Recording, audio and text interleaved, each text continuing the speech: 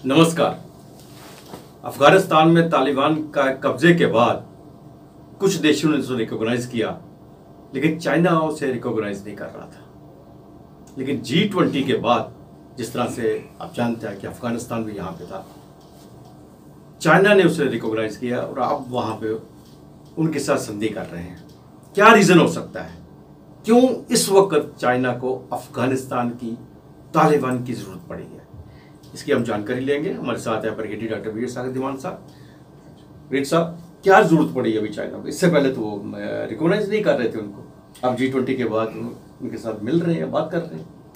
देखिए, चाइना ने अपना चलाया था OBOR, one belt one road, या BRI, belt and road initiative, जो उसने पूरी दुनिया को उसके अंदर ले लिया था। पर चाइना की नज़रें गड़ी हुई थी अफगानिस्तान के ऊपर बड़ी देर से।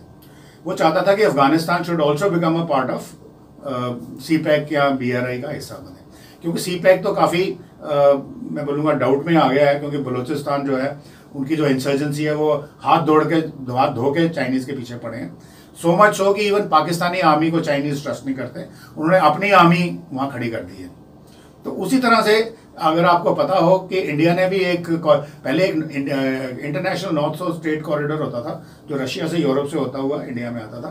वो ये कोई 1975 की बात है, वो थोड़ा ठंडे बस्ते में चला गया। फिर इंडिया ने एक कहा कि अगर CPEC ये बना रहे हैं अपना गवादर पोर्ट पे, तो हमने अफगानिस्तान के साथ हमारे रिलेशन अच्छे थे, तब तालिबान नहीं आए थे, तो हमने एक प्रपोज किया था छबार से लेकर के, जो ईरान में छबार बनेगा, उसके बाद जहेदान रेलवे लाइन जाएगी जो एंटर करेगी अफगानिस्तान, फिर उसके बाद अफगानिस्तान से आगे जाएगी सेंट्रल एशियन कंट्री से या towards Europe via Turkey and other countries के हिसाब से।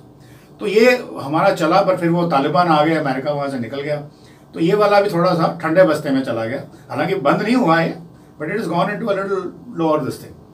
तो अब पूरी दुनिया को पता है कि चाइना के जो BRI इनिशिएटिव है साउथ ईस्ट एशिया में धूम मचा रखी है, अफ्रीकन कंट्रीज में घुस गए हैं और अभी लैटिन कंट्रीज की तरफ जाने का इशारा कर रहे हैं ये लोग। तो इसको कैसे काउंटर किया जाए?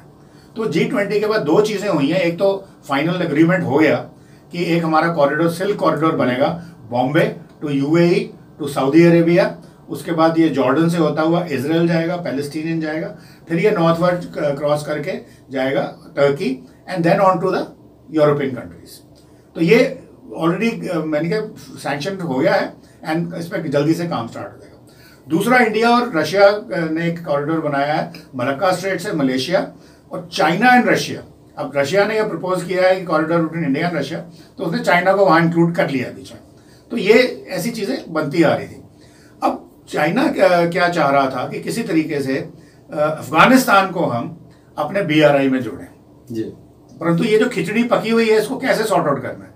और उसमें जोड़ने के टाइम पे देखिए, जब वो वहाँ पे रेलवे लाइन बनाएगा, रोड बनाएगा, इंटरनेट कनेक्टिविटी होगी, गैस और ऑयल कनेक्टिविटी होगी, तो मैसिव कंस्ट्रक्शन होगी।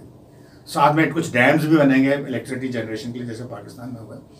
अब जिस इलाके में ये होने वाले हैं, उस इलाके में जो मिनरल्स हैं, अभी वो कल बोल रहे थे copper $50 billion worth of 50 billion turns worth of copper, aluminium, uranium, lithium, जिसकी आज मारामारी है पूरी दुनिया में, यूरेनियम चाहिए, फिर रेयर मेटल्स जो आप यूज करते हैं स्पेस क्राफ्ट्स के लिए, वो सब वहाँ पे हैं। अब ये कैसे, चाइना आई तो कर रहा था कि कैसे उनसे कोई एग्रीमेंट करें कि वो हम उसकी माइनिंग करते हैं, आप हमसे कोई पैसे ले लीजिए, तो वो सब हो नहीं पा रहा था, क्योंकि इस इलाके में ही ISIS बैठा है, इस इलाके में ही अलकायदा है, इस इलाके में ही ISK है, इसी इलाके में तहरीक तालिबान पाकिस्तान है, और इसी इलाके में थोड़ा बहुत तारीख तबलीग पाकिस्तान है। तो ये सारे के सारे मिलिटेंट ग्रुप्स जो हैं, ये नॉट ओनली चाइना के लिए सिरदर्द बन रहे थे, ये चाइना की जो ईस्ट तुर्किस्तान, जिसको आजकल ये शिनजियांग कहते हैं, काशगर का इलाका है, जहाँ पे चाइना ने उइगर मुस्लिम्स को बहुत ज़्यादा दबा के रखा हुआ, ये इंसर्जेंसी यहाँ से वहाँ जा रही है। तो चाइना ने सोचा कि यहाँ पे हम अपनी कॉन्सुलेट खोल देते हैं, अपना एक फॉरेन ऑफिस बना लेते हैं, एक विद चार्ज दी अफेयर के साथ, तो वो तालिबान गवर्नमेंट के साथ रखेंगे, हमारी इंसर्जेंसी को भी कंट्रोल करेंगे, और जो हम यहाँ पे जो माइनिंग करेंगे, जो यहाँ से हम निकालेंगे रेयर मेटल्स, उसके में भी हमारी मदद करेंगे। तो ये एक किस्म की विन विन स्ट्रैटेजी चाइना सोच के चल रहा है।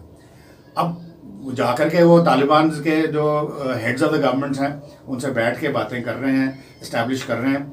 कितना सक्सेसफुल होएंगे वो मेरे को थोड़ा सा अभी डाउटफुल है। लेकिन मीर साहब, इसमें सबसे बड़ी बात है, एक तरफ तो चाइना पाकिस्तान के दोस्ती का दम बढ़ता है, दूसरे तरफ तालिबान जो अफगानिस्तान जो पाकिस्तान के ऊपर बिल्कुल कब्जा करने की कोशिश कर रहा है, उनकी आपस में बिल्कुल बन रही, बॉर्डर रोड खोल रहे हैं, फायरिंग हो रही है। तो चाइना की क्या स्थिति रहेगी पाकिस्तान के साथ? अगर कल को अफगानिस्तान के साथ कोई संधि होती है, वहां से वो काम शुरू हो जाता है उनका, तो पाकिस्तान के साथ उनका क्या रहेगा रिलेशन, कैसा रहेगा फ्यूचर उनका? देखिए, चाइना की जो अफगानिस्तान से बातचीत है उसमें पाकिस्तान का कोई रोल नहीं, इट्स वेरी क्लियर। इसका मतलब ये होता है कि जैसे अमेरिका ने पाकिस्तान को यूज करके छोड़ दिया, वैसे ही कुछ चाइना भी ऐसे ही करेगा पाकिस्तान, बिकॉज पाकिस्तान चाइना की वैसल स्टेट है डी फैक्टो, क्योंकि इन्होंने आपका ग्वादर सारा छीन लिया, बलोचिस्तान सारा ले लिया, पीओजे के हमारा गिलगित बाल्टिस्तान सारा ले लिया, प्लस कराची हार्बर पे भी वहाँ पे उन्होंने एक कमीशन बना दी हुई है सम आइलैंड कंट्रोल करने की, तो वो वहाँ पे भी उन्होंने अपनी नेवी खड़ी कर दी है, पाकिस्तान को फ्री में फ्रिगेट्स दे दिए हैं। यानी कि Karachi naval base willy nilly is Chinese naval base, तो चाइना पाकिस्तान के पास अपना रहा क्या? फिर उनकी जो लड़ाई चल रही है, सबसे पहले लड़ाई है डूरन लाइन की। डूरन लाइन थी जो कहते हैं कि ब्रिटिश ने करी थी नवाब के साथ, उसको शराब पिला करके, तो वो अफगानिस्तानी नहीं मानते, क्योंकि देखिए अफगानिस्तान पहले मुल्तान और ये पेशावर सब अफगानिस्तान था। हम हमेशा कहते हैं कि अफगानिस्तान वॉज इनविंसिबल, कभी भी किसी ने नहीं जीता, मगर आप भूल जाते हैं अपना हरी सिंह नलवा अंडर महाराजा रंजीत सिंह, ये मुल्तान पेशावर वाले जो एरियाज हैं ये उन्होंने अफगानियों को हरा के जीते थे, तो एक बारी हरा चुके हैं, ऐसी बात नहीं, वो इनविंसिबल है। तो ये इलाके अफगान आज भी क्लेम करते हैं कि हमारे हैं। फिर ऊपर से जो तालिबान की बात आती है तो वो कहते हैं कि आप हमारे दोस्त हैं, पर आपने हमारे यहाँ स्ट्राइक क्यों, उन्हें अमेरिका को क्यों बेस दिया हमारे यहाँ स्ट्राइक करने के लिए, जब उन्होंने मारा था ISIS के उसको नंबर अल जवारी को, तो वो भी है। फिर उसके बाद जब बॉर्डर डिस्ट्रिक्ट की बात आती है, वहाँ पे उन्होंने अफगान कहते हैं कि हमने अपनी तरफ पोस्ट बनाई थी, पाकिस्तानियों ने अटैक कर दिया, अब दोनों तरफ का ट्रेड बंद है, तो वो तकलीफ है। फिर पाकिस्तानियों का प्रॉब्लम है कि जो तहरीक तालिबान पाकिस्तान है, या इवन ISIK है, खुरासान इस्लामिक स्टेट खुरासान है, ये सारी फंडेड है अफगानिस्तान की तरफ से, तो वो उनकी आपस के जो झगड़े हैं बहुत ज़्यादा हैं। तो चाइना ने फाइनली ये समझा है कि अगर उनको अपना इंटरेस्ट देखना है, उनको पाकिस्तान का इंटरेस्ट नहीं देखना है, उनको अपना इंटरेस्ट देखना है कि पाकिस्तान में उनको वार्म वाटर मिल रहा है, इंडियन ओशन में जगह, उनकी नेवी को जगह मिल रही है, वहाँ से वो ऑपरेट कर सकते हैं, इंटरडिक्ट कर सकते हैं, वर्ल्ड ट्रेड को कर सकते हैं, प्लस अफगानिस्तान से उनको मिनरल्स मिलेंगे, पहले पैसे मिलेंगे, वो बोलते हैं कोई ट्रिलियंस ऑफ डॉलर्स, यानी कि 30, 40, 50 ट्रिलियंस ऑफ डॉलर्स उसकी वो कीमत है जो चाइना ले जाएगा, प्लस जो उनकी इंसर्जेंसी चल रही है जिसको रोक रहे हैं काशगर प्रोविंस में, वो भी कंट्रोल में आ जाएगी। तो एक किस्म की विन विन सिचुएशन होगी, प्रोवाइडेड, मैं सब बोल रहा हूँ, पर प्रोवाइडेड मुझे जो शक है जो अफगान लड़ाके हैं वो कोई नई तंजीम पैदा हो जाएगी जो चाइनीज़ को वहाँ भी लड़ेगी। यहाँ बलोचिस्तान में तो लड़ ही रहे हैं, वो वहाँ भी लड़ेगी। तो चाइनीज़ के पास मिलिटरली इतनी कुव्वत नहीं है कि पहाड़ी इलाके में आके वो आके अफगानियों को कंट्रोल करे। ये मैं चाहे उनके पास वेपन्स हो, पैसा हो, वो कारपेट बॉम्बिंग भी कर सकते हैं, बट जो अफगानों पश्तूनों का जो जज्बा है वीजा वी जो chocolate soldiers of Chinese army है, कोई मैच नहीं है।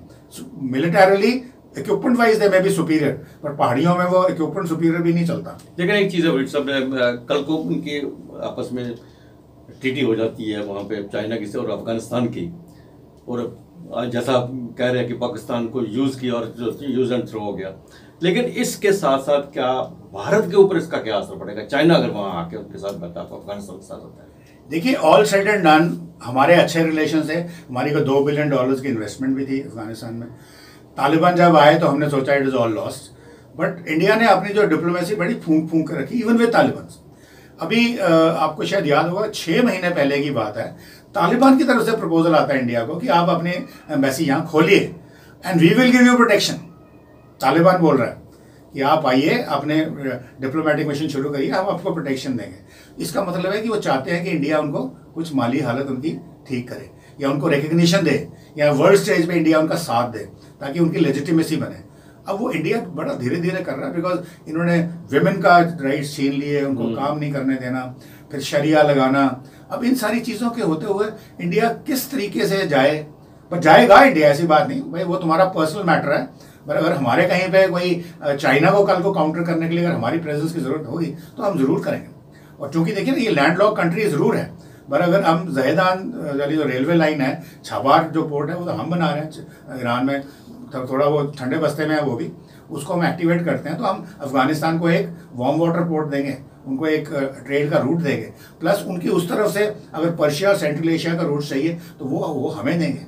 तो इस तरह से जो मैंने बोला मल्टीलैटरल वर्ल्ड है, जहाँ कहीं पे हमारे इंटरेस्ट आते हैं सही तरीके से वो हम करेंगे, जहाँ नहीं आते हैं वो हम नहीं करेंगे। तो उम्मीद करते हैं सिर्फ G20 के बाद जो कुछ चीज़ें जो नई चीज़ें सामने आ रही हैं, आने वाले दिनों में पाकिस्तान के लिए बुरे दिन होंगे और इंडिया के लिए अच्छे दिन होंगे। देखो पाकिस्तान के बुरे, मुझे नहीं समझ आ रहा कि इनके हुक्मरानों को अभी तक बात समझ में क्यों नहीं आती, किस दुनिया में रह रहे हैं। देखो पाकिस्तान ने इनको दिया CPEC का लोन दिया $65 बिलियन का, बड़े खुश हुए, वो कितनी स्ट्रॉन्ग शर्तों पे था। आज पाकिस्तान की सारी बिजली चाइना के हाथ में है, डैम्स चाइना के हाथ में है, उनकी जितनी भी कम्युनिकेशन है वो चाइना के हाथ में है, पोर्ट्स चाइना के हाथ में है। पाकिस्तान के पास क्या बचा, बताइए क्या बचा। और अगर आप थोड़ा बहुत ट्रेड आपका अफगानिस्तान से चलता है, वो ऐसे इंसिडेंट्स जो अभी परसों हुए हैं ये होते रहते हैं, ये स्पोर्डिक इंसिडेंट्स नहीं है, ये पाकिस्तानी आर्मी और जो अफगानिस्तान की तंजीमें हैं उनके बीच में कुछ ना कुछ चलता ही रहता है।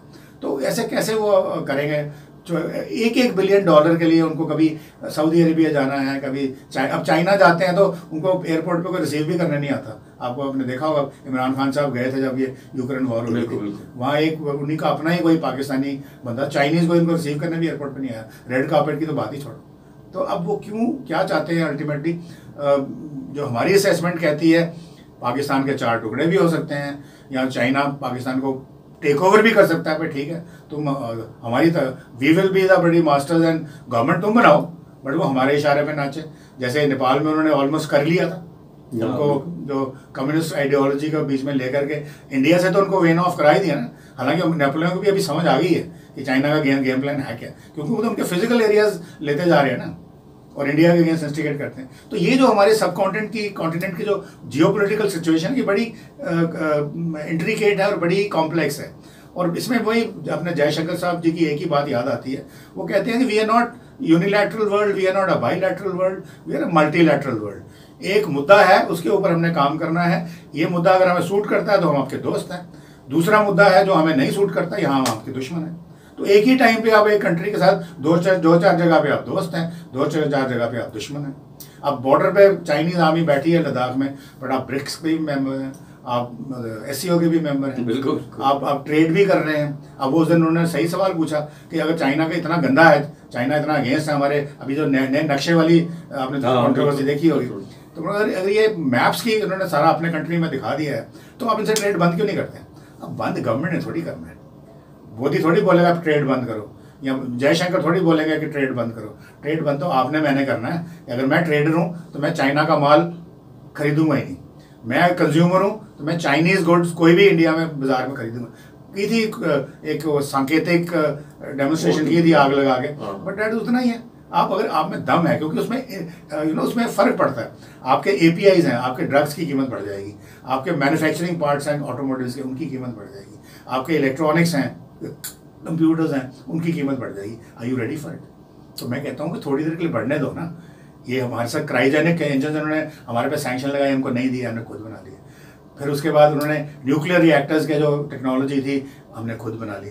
तो इसी तरह से अगर कल को ये सब चीज़ें सैंक्शन लगती भी हैं या हम इम्पोर्ट बंद करते हैं, अपने पास इतना टैलेंट है, हम खुद बना लेंगे।